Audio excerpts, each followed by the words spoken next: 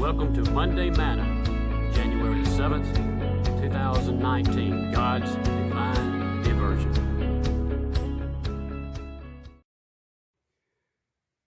Welcome once again to Monday Manna. I'm glad you're with us today. I'm excited today to share with you something that I've had on my mind, and I hope that it'll help you. I hope that I can say some words of encouragement to you today. Please keep in mind that I try to keep these devotions relatively short, so I can't focus a lot on what happens before a verse of Scripture, what happens after a verse of Scripture. I just try to take that verse of Scripture and use that as a main point and a main theme to get the point across to you. Today we're in the book of Exodus, Exodus chapter 13, verse 17. And we're going to be talking about God's divine diversion. A diversion is something that changes your course, that gets you off course.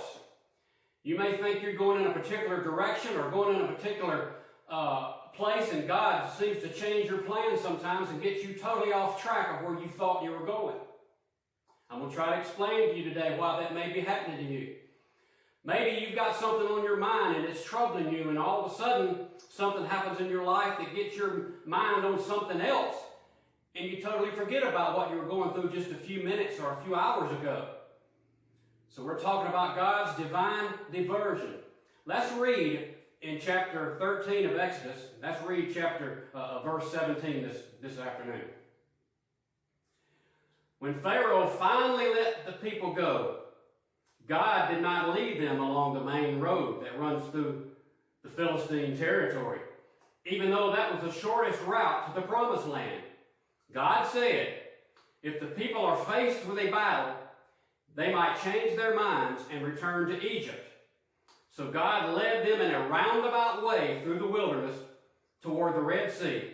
Thus the Israelites left Egypt like an army ready for battle. Well, today is January the 7th. It is a Monday.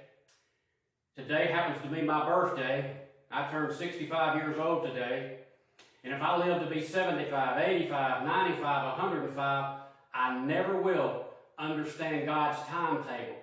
I never will understand the way that God makes plans for me sometimes. It never happens when I want it to and exactly how I want it to. But when I look back on my life, it's always worked out for my good. Now, due to the means of transportation they had, the shortest route possible for the Hebrew children would have been about 250 to 260 miles to get to the promised land. That would be 11 to maybe 15 days. Somewhere between 11 and 15 days they would have been in the promised land. Do you know how long they wandered around in the wilderness looking for the promised land? 40 years. There's been times in my life I didn't know why God was putting me through what He was putting me through. I didn't know why He was taking me the route He was taking me. I didn't know why He diverted my plans. I fully didn't understand. But then I look back a month or two, a year or two, or a decade or so ago when this happened to me, and I look at my life now and I say, God, you knew what you were doing. You knew exactly what I needed in my life to get me where I am today and to make me a better person and a better man and a better servant for you, dear Lord. So God never lets you down.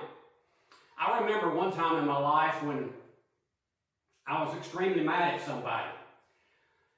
All day long at work, in my mind, as a human being, in my mind, I was trying to think of ways to get that person back. I was trying to think of something I could do to make their life miserable. Then I walk in the house that afternoon, and I hear water spewing, and I go downstairs, and the hose is leaking on the washing machine, and the laundry room is flooded. I spent the entire rest of my night going to get hoses, mopping up water, trying to get the washing machine fixed, and finally getting things back in order. You know, I laid down that night in bed, and the situation that had me mad all day, it didn't even matter anymore. God diverted my thought pattern. He diverted all those angry, bitter thoughts that I had and got my mind on something else, and all of a sudden it didn't even matter. What if I'd have said something that I didn't need to say? What if I'd have done something that I didn't need to do and I had to live with it the rest of my life? And let me tell you how God can change course for you sometime. One time, a long time ago, probably about 30 years ago, before I even met Sarah, I was on my way to sing somewhere. It was a stormy evening. I headed down the interstate. We don't have the means of communication back 30 years ago like we have now. I didn't have a phone where I could make easy contact, and the interstate was backed up, and I had called someone from the church, and they were supposed to meet me there and help me get all the sound equipment set up and make sure that everything was, just like it needed to be before I sung that night. I got backed up on the interstate. I began to look at my watch. I was running behind. The time was getting close. Cars were backed up. I become furious. I was getting frustrated. Finally, I came to an exit and I pulled over. Back 30 years ago, you had to find a telephone somewhere. So I found a telephone. I got this person's phone number out of my wallet. I called him. I said, "Look, man, I'm running late. I don't know what to do." He said, "Don't worry about it, Brother Glenn. We've had to cancel the services tonight." He said, "The winds got pretty rough around here, and a tree fell on the roof of our church." He said the roof collapsed and some of the roof fell in, and a lot of the timbers and 2x4s and roof joists and everything like that and all kinds of insulation are on the platform right where we were supposed to have church tonight. So it's been canceled. Well, I hate the church got damaged and I hate the service got canceled. Of course, insurance took care of all that and everything was repaired before long. And 2 years later, I went back and I sung. But, God diverted me that day. God changed my course, didn't He? So things will happen in our life sometimes that we don't understand. Things will get us off track. How do you think the Hebrew children felt when they knew they only had an 11 or 15-day journey? They only had 200 to maybe 250 or 60 miles to go, but Moses is leading them around in the wilderness for 40 years. How do you think they felt? But they weren't in captivity. They were free. And when it was all said and done, they knew it was part of God's plan.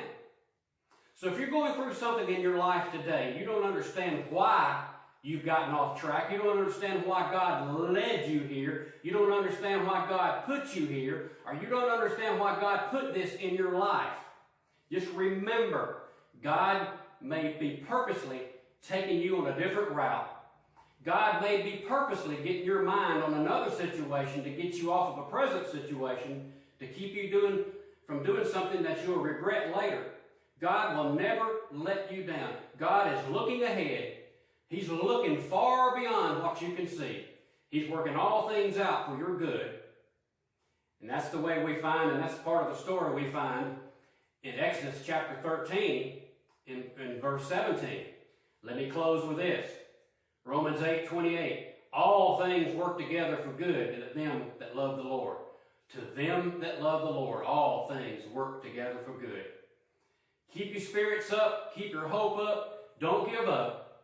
God may be causing a divine diversion in your life to give you the spiritual growth and the spiritual strength that you need to serve Him better.